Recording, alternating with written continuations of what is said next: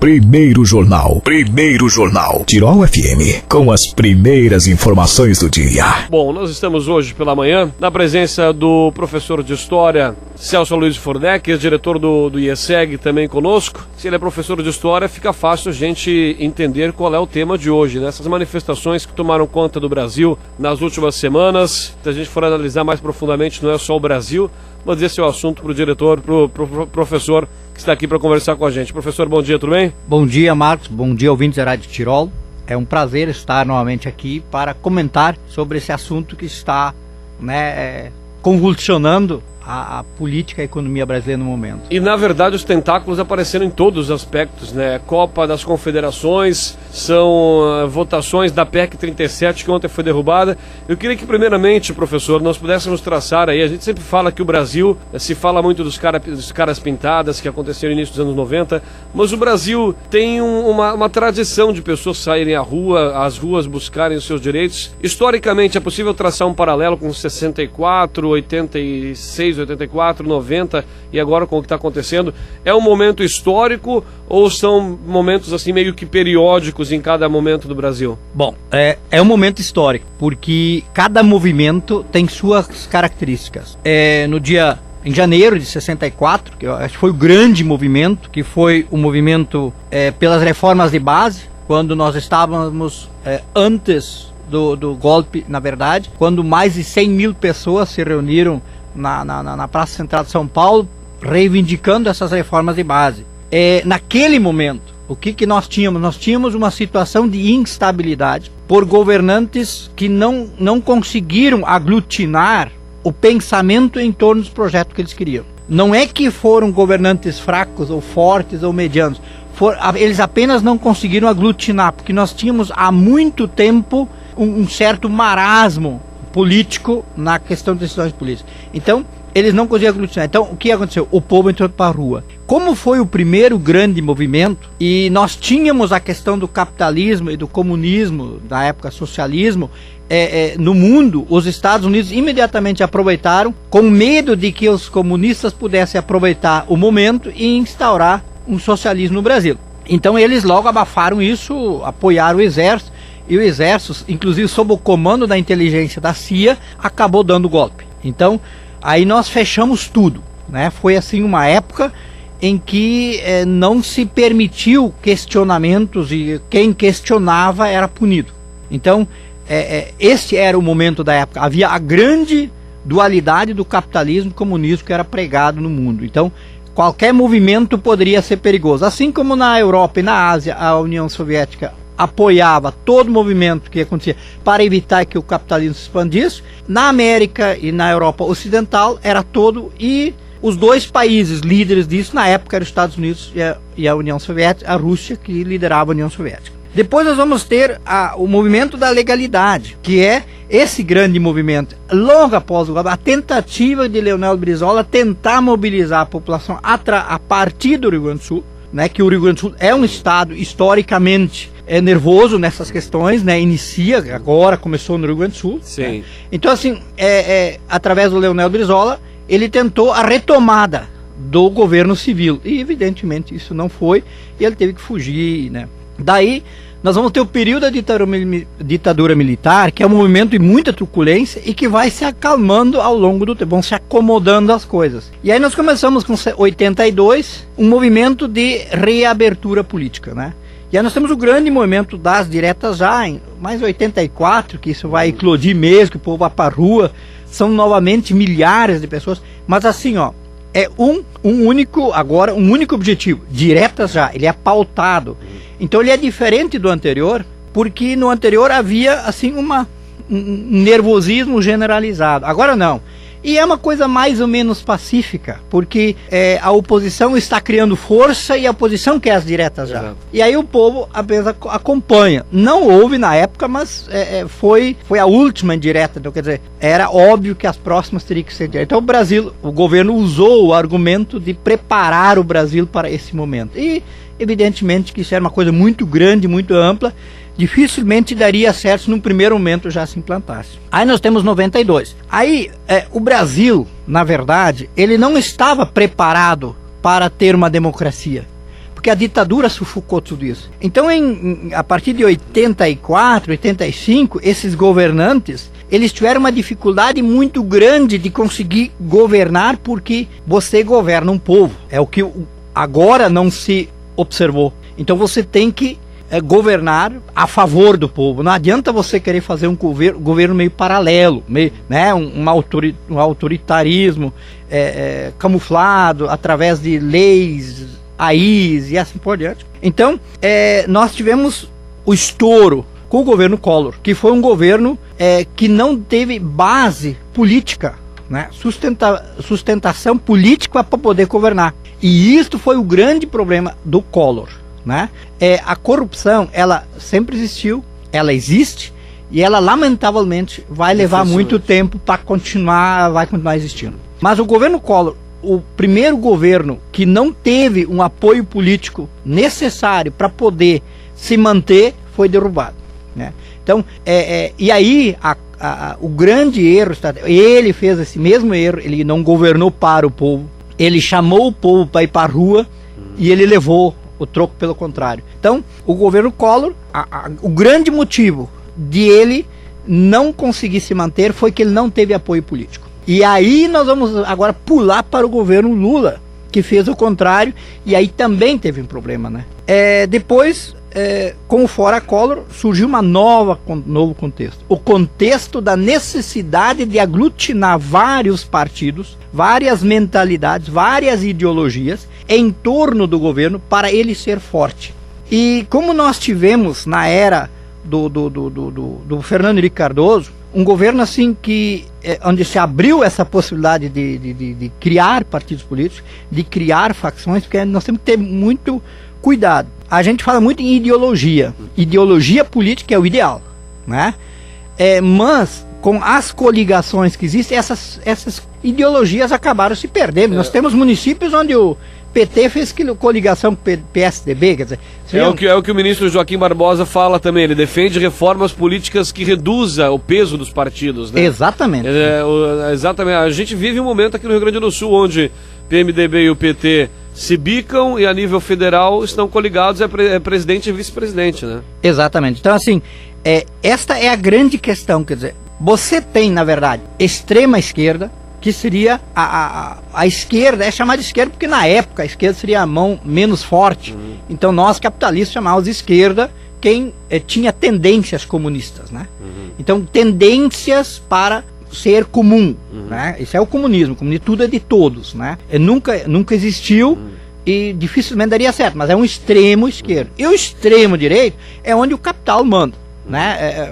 Quem determina a lei é o capital. Então você pode ser extrema direita, você pode ser direita e extrema esquerda. Aí se criou uma nova, na época que se abriu a criação de partidos políticos, extrema esquerda, centro-esquerda, centro-direito e centro-esquerda. Então abriu-se mais. E aí, na necessidade do governo Lula se eleger, porque era muito difícil, a força da oposição às ideias dele era muito grande, porque ele mexeria com a elite brasileira, com quem tinha o poder econômico e financeiro. Ele teve que buscar muitas alianças. E como é que você busca alianças? Prometendo coisas, né? Então nós pulamos... Barganhando, né? Barganhando. Nem contra nem a favor. Foi uma necessidade do momento. Sim. E aí, nós pulamos, por exemplo, de 18 ministérios para 39 que nós temos agora. Recentemente foi criado mais um para acomodar alguém que poderia ser, né, de oposição. Então e a partir desse momento cria-se uma pluralidade muito grande de partidos e perde-se a questão ideológica. E aí o que aconteceu? Aconteceu no mundo, mas no Brasil, que nós estamos falando agora do Brasil, um descontentamento generalizado de coisas pequenas, porque ninguém mais sabe quem é quem. Se percebe muito que as alianças não foram feitas com base ideológica, são feitas com base eleitoreira. E este governo agora, no seu contexto, ele deixou transparecer isso muito, né? De que estavam se acomodando para uma reeleição fácil. E aí o povo começou... porque veja, é tão diversificado agora. A grande questão é corrupção. A segunda, educação de má qualidade. Nós estamos caindo anos após ano para países insignificantes, basicamente. Exatamente. Então a nossa educação está assim, ó. E isto porque não há verba para isso. Então, agora, deixa eu te fazer uma pergunta sem querer te interromper. A gente tem todos esses problemas, o problema da corrupção, o problema das pessoas que saem às ruas, mas a Dilma perdeu alguns pontos no grau de satisfação do povo brasileiro com relação à sua administração, mas de qualquer forma, até onde se mantém o prestígio da presidente nesse momento, depois dessa onda de manifestações espalhadas pelo Brasil? Com base nas decisões que ela vai tomar daqui para frente, né? Poderia-se dizer assim, ó, em 1º de junho, poderia-se afirmar com toda tranquilidade, o governo da presidente Dilma vai se reeleger tranquilamente no primeiro turno. Lá pela metade de junho, quando os movimentos começaram a acontecer, já se poderia, se houver um candidato mais forte, poderia se falar em segundo turno. Até o governador de Pernambuco começou a surgir como um provável candidato, né? E aí o próprio PSDB, que é hoje a oposição no Brasil, lançou a Aécio Neves aproveitando esse gancho. Né? E hoje já se questiona assim, ó, hoje está no 0-0. Né? Evidentemente, a população vendo esse movimento, essa convulsão social, ela vai ficar, hoje, se você perguntar, você é a favor do governo? Mesmo que você ontem fosse, você hoje, olha, não sei, né? Então, há uma certa dificuldade em conseguir detectar isso.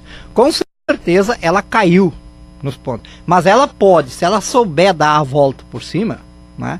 Ela pode ser a presidente que maior Ibope teve em toda a história do Brasil. Depende das decisões que ela... Porque é muita gente que foi para a rua.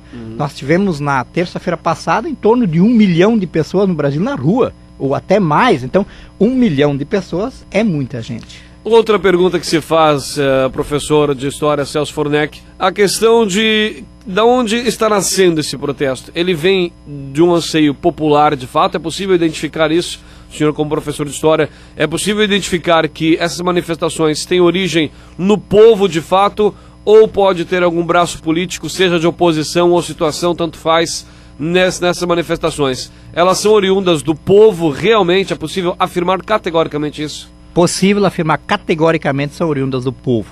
Agora, qual é o motivo? É o descontentamento com o sistema que nós temos. O mundo é regido por sistemas econômicos. Na época dos grandes impérios, quem tinha o maior império era o mais forte. E era mais por império. Então nós tínhamos o Império Romano, Império Egípcio. Esses eram os fortes. Então se você fosse romano na época, você se ia respeitar de uma maneira porque você é do Império Romano. Então ou você é servo ou escravo desse sistema. Depois nós temos o feudalismo. A grande questão da época, do poder da época, era o feudalismo. Então quem tinha terras era poderoso. E isto, como muita gente acabou tendo terras, acabou ruindo. Também numa crise muito séria. Daí surgiu o capitalismo, onde o capital é que é determinante. Então há muito tempo atrás a gente dizia, o capitalismo está ruindo. O próximo processo, a próxima grande riqueza vai ser o conhecimento. A tecnologia, o domínio da tecnologia. Então, inclusive, se falava em analfabetos tecnológicos, né? Analfabetos de TI. Então, essa é a questão hoje. Hoje, no mundo, o sistema capitalista está descontente. As pessoas estão descontentes com esse sistema onde uma minoria tem privilégios exagerados e uma maioria, 1/3 da população do mundo vive em miséria. Então, isso tudo estoura, isso tudo está aí em pauta. Então, por que surgiu? E aí, nós temos no Brasil coisas, eu acho importante colocar isso. Eu acho que o grande causa dessa manifestação foi o mensalão. As pessoas foram condenadas e foram provado o desvio de milhões de reais e não aconteceu absolutamente nada aos olhos do povo. Ninguém está preso, voltaram a ter o poder. Então, isso criou, né? Aí, recentemente, você tem notícias pelo Brasil inteiro de que se está investindo milhões na construção de estádios e a população não está vendo nada nos hospitais. Tá morrendo gente. Então, por exemplo, se um parente meu morrer numa fila de hospital que poderia ter cura fácil e morreu porque ele não foi atendido, todo esse grupo social em volta vai se revoltar. E aí revolta aqui, revolta lá. Então houve a sonora vaia do governo da Dilma e do presidente da FIFA no estádio, que foi assim uma coisa que todo mundo, opa, pera um pouquinho, né? E foi semanas logo depois do índice de popularidade dela ter dado uma pequena queda, mas mesmo assim se mantinha alto. Então foi de certa forma surpreendente aquela vaia na Copa das Confederações. Exato, né? Porque assim, ó, o governo que nós temos hoje, correto ou não, é uma questão que a gente não quer discutir, não vai entrar em detalhe. Ele buscou trazer, repassar os recursos para a população mais miserável, para tentar elevá-la um pouco. E não se faz milagre. Esse dinheiro tem que sair de algum lugar. Sim. Para todo o governo, para se manter, ele precisa ter uma elite forte. Então lá não se mexeu. Se beneficiou, graças a Deus, uma população muito miserável, que precisava de uma ajuda, né? E tirou-se isso da classe média, da classe pagadora de impostos, da classe trabalhadora.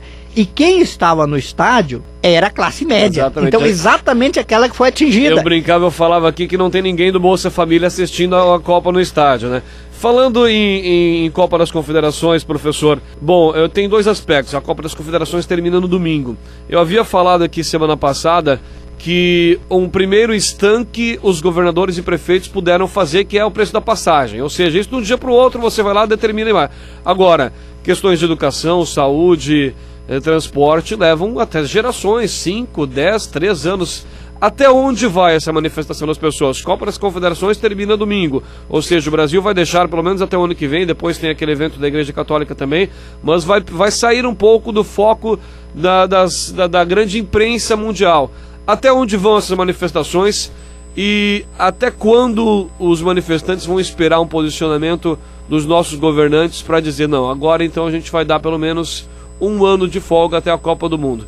É possível afirmar isso? Até onde nós iremos? Qual é o próximo capítulo dessa história toda? Volto a dizer, depende da reação do governo a isso. Tá? A Copa das Confederações terminando, a princípio, ela não vai influenciar muito nisso aí não.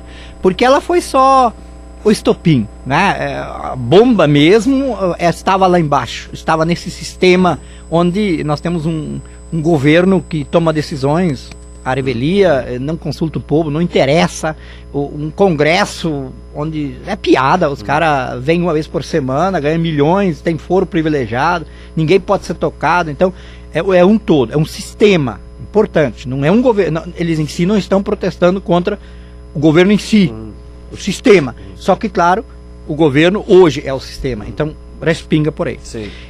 Achei muito infeliz o pacto das 5 grandes decisões do governo Dilma para com o povo brasileiro. Não se pode fazer um pacto com o povo sem sentar e conversar com todo o povo, inclusive a oposição, que é, né, o calcanhar de Aquiles dessa sistemática toda. Então, assim, a proposta ela ficou bastante distante. Eu acredito que agora, né, com essa questão toda, por exemplo, o plebiscito, a convocação da Constituinte já é ilegal, já não pode mais, o governo já abriu mão, porque não se pode.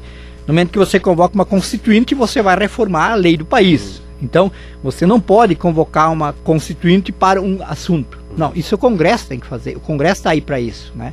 Não é legalmente possível. Destinou 50 bilhões para o transporte, tá para quê? Para onde?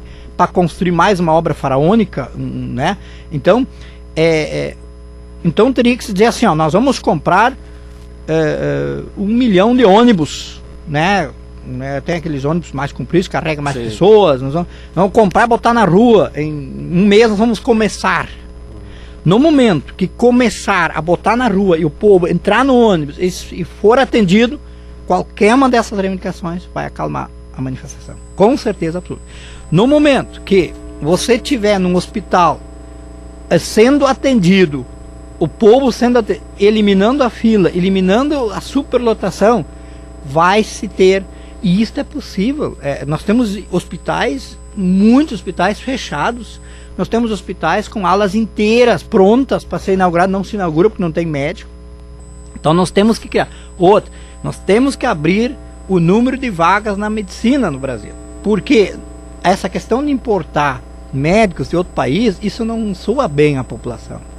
Quantos filhos gostariam de fazer medicina, mas não passam o vestibular, é muito difícil, né? Então, ou não tem vaga. Então, assim, é preciso mexer nessa. Tem que pegar. Qual foi o problema? O problema foi, primeiro, corrupção. Transformar a corrupção em crime hediondo não vai parar as manifestações. Porque você tem que criar regras que, se o cara foi pego corrupto, ele vai perder o poder. Aí o povo vai gostar, vai aceitar. Por causa do mensalão, isso tudo criou assim. Nós tivemos um próprio Renan Calheiros que ia ser cassado, renunciou e agora volta como presidente do Senado. Presidente do Senado. Estão brincando conosco. O próprio presidente da Câmara também tem problemas seríssimos, né? O presidente Henrique. Ele tem problemas seríssimos com a justiça. Então, não poderia. Talvez. A questão da saúde, da educação. Da educação você começa remanejando os salários dos professores estaduais a nível de país está muito baixo. E toda essa convulsão aconteceu em função dos salários no primeiro momento. Depois a estrutura, porque as escolas, se você for olhar, a gente vai falar do que se vê. Sim. As escolas em si não estão mal equipadas, né? Uma coisa importante, não adianta você ter uma sala maravilhosa e um professor descontente. Você tem que ter um professor contente que ele faz da árvore, a sombra da árvore, sua sala de aula.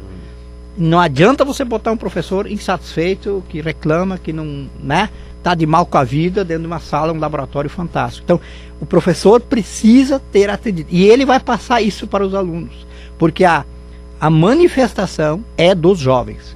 É tradicional, o jovem que é mais propenso E aí essa PEC 37, que eles estavam, outra questão que foi gota d'água, né? O Ministério Público não poder mais investigar crimes, quer dizer, eu vou me investigar, né?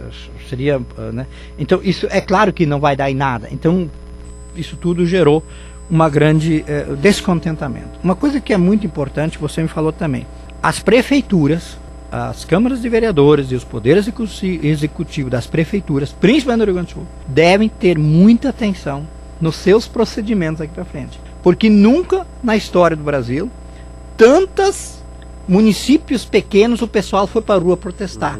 E isto abriu uma janela para que, se houver um absurdo acontecendo, eles vão para a rua local. Vai ser uma coisa muito local. Então, isto vai acontecer. E com certeza absoluta, a grande mudança que vai acontecer, todos os governantes executivo, legislativo e judiciário deste nosso país vão começar a ter mais cuidado na administração, porque assustou. Exatamente, assustou. Muitas pessoas nas ruas, a ação de vândalos infiltrados, mas de qualquer forma. Bom, professor, o teu tempo ruge, que nem diz o ditado, na verdade urge, né? Mas de qualquer forma, 8 horas e 28 minutos, queremos agradecer.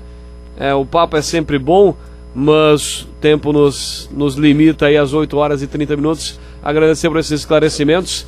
E para finalizar, há uma possibilidade, em 2 ou 3 palavras, há uma possibilidade de fato da gente ver o primeiro reflexo passagem, segundo reflexo PEC 37. Em termos de governo federal, há uma possibilidade real de nós vermos essas modificações num tempo muito curto? Algumas com certeza, mas a longo tempo vai haver mudanças. O Brasil foi antes desse movimento e vai ser depois.